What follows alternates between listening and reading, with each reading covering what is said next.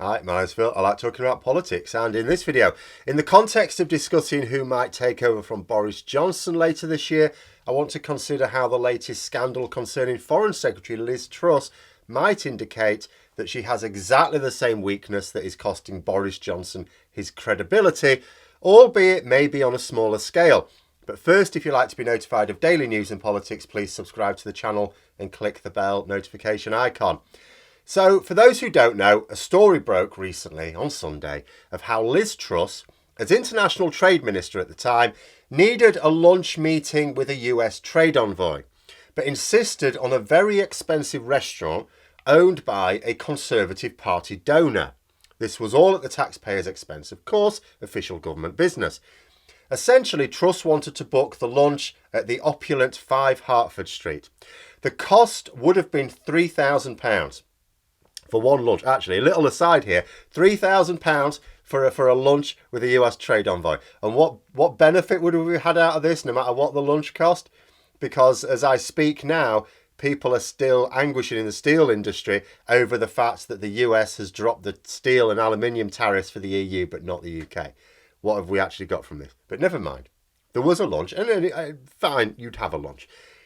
But as this restaurant was struggling a little bit, they agreed to knock down the bill to £1,400, mere snip, if it was paid promptly, like immediately. Civil servants had found a much cheaper venue to host the lunch. Still a nice restaurant, it was still expensive. It was going to be like £1,000 still for a lunch. Still what I would call pricey, but Truss overruled them. She insisted on this particular venue, owned by someone who had donated to Boris Johnson's leadership campaign and the half-brother of unelected minister Zac Goldsmith, a man who himself was given a peerage by Boris Johnson for his financial support. Managing to cope with the stench of corruption so far? Good, because there's more. As I say, in order to reduce the bill from £3,000 to £1,400 and for Truss's office to claim some semblance of value for public money, they had to pay promptly. But that's not how things are normally done. So they had to arrange the payment using an emergency system, according to this report in the Sunday Times. In addition, the argument used for booking this expensive restaurant was because it was needed at short notice. Oh yeah, we'd love to go somewhere cheaper, of course, but we needed it at short notice and this is what was available. That's the implication, that anything suitable, albeit cheaper, couldn't be obtained in time. But, according to the details in this report, that's not true. Truss's team found another venue that was hundreds of pounds cheaper. Basically, in order to host this US trade official in a way that paid back a Conservative donor, Truss broke down multiple checks and balances specifically in place to ensure that public money is spent somewhat wisely.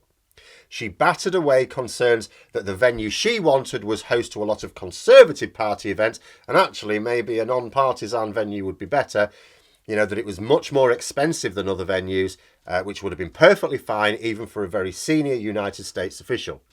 She insisted on spending our tax money the way she wanted, in a brazen move to enrich her friends. She's apparently been hosting her own events at 5 Hertford Street.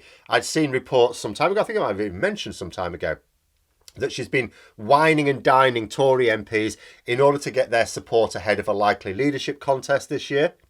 But you would hope she is at least paying those bills herself. It's not even an isolated incident. When the news broke at the weekend, her former opposite number in Labour, Emily Thornberry, tweeted an example she'd been made aware of in December 2020, where Truss went to Singapore and Vietnam to conclude one of her copy-paste EU trade deals, you know, the ones she messed up so badly that it left in a load of references to EU laws, and now officials are having to waste more public money rectifying them. Anyway, Thornberry had asked how much this jaunt cost. She'd received a reply after a load of delaying tactics, but what she was told was wrong. For example, she was told there was no subsistence expenses, so no money for food and drinks on this trip. But then it transpired, oh yeah, there actually was some money for food and drinks. They got £1,000 ahead for the 4 nights. She was also originally told the cost of accommodation was less than it later transpired that it actually was. By the time Truss's department had made their corrections, the total cost of the trip had increased on their original claim. Now, I'm not going to take issue too much with the cost, a few £1,000s here, a few £1,000s there, whatever. The issue is that Thornberry got, well, first of all, she got no answer as to why there was a disparity between what they'd originally claimed was the cost of the trip and the actual cost. But the bigger issue there is the fact that the department tried to cover some of the costs. They lied. That's the issue. And you may argue this is all relatively small fries compared to Boris Johnson's largesse. Of course, we do not know the full scale of Truss's lavish wasting of public money, as she hasn't been under as much scrutiny.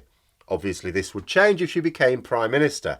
Labour have asked the government to explain this latest waste of taxpayer money to bung a Tory donor. And looking at this strategically, this could highlight a weakness in Truss that is shared with Johnson. Because consider how Boris Johnson lost the trust of the public. It wasn't by being useless.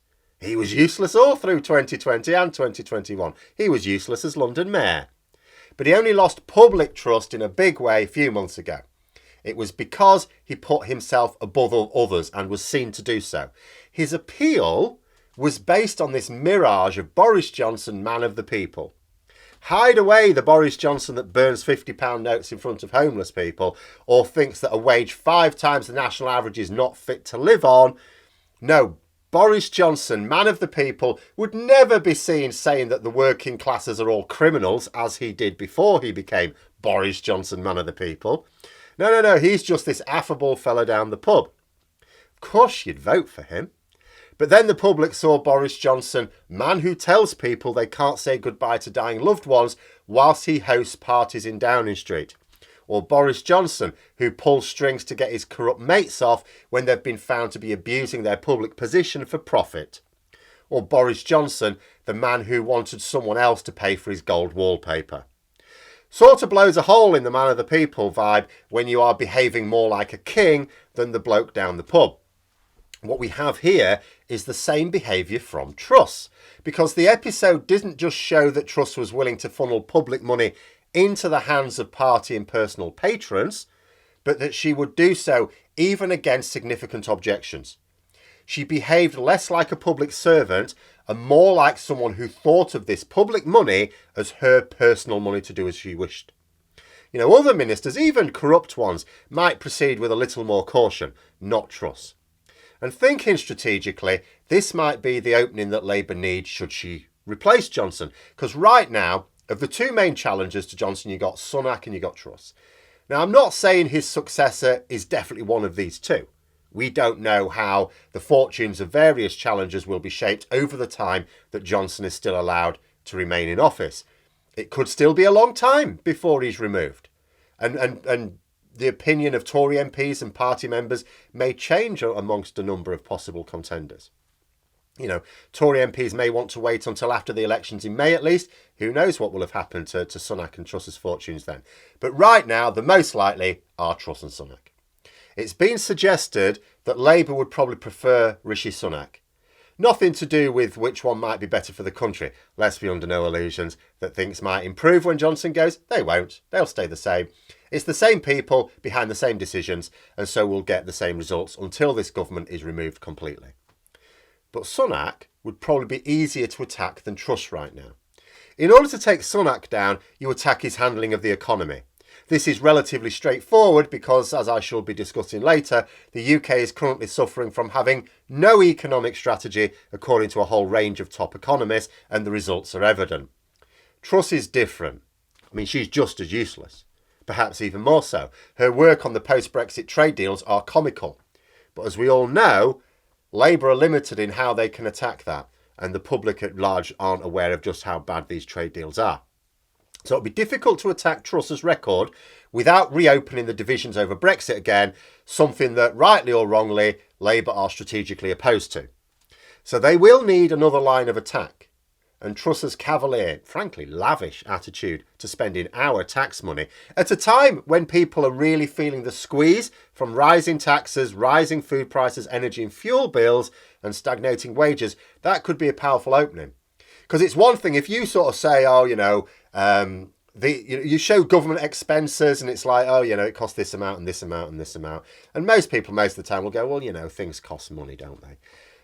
But at a time where people are really struggling, what they don't want to see is a prime minister who in the past has insisted on a £1,400 lunch bill when she could have had it for £1,000. And that's our money. That's our money. But those are my thoughts. Let me know yours in the comments below. I hope you found the video interesting. If you did, don't forget to click the like button. If you'd like to support the channel further, please also click the Patreon link for details. And until next time, I'll see you later.